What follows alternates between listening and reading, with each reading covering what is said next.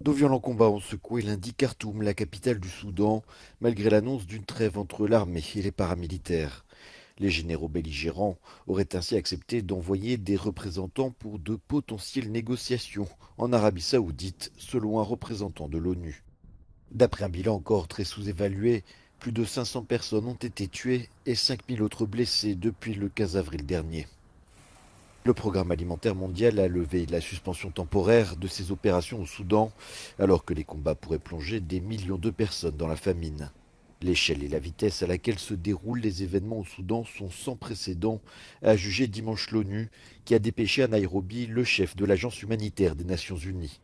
Pour ce dernier, la situation humanitaire a atteint un point de rupture.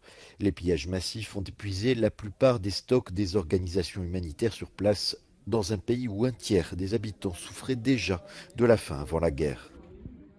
Alors que des milliers de ressortissants étrangers ont été évacués, des dizaines de milliers de Soudanais fuient les combats et tentent de se rendre à l'étranger.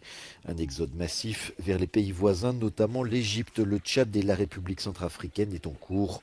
L'ONU a déclaré que son agence pour les réfugiés se préparait à la possibilité que plus de 800 000 personnes cherchent à se mettre en sécurité.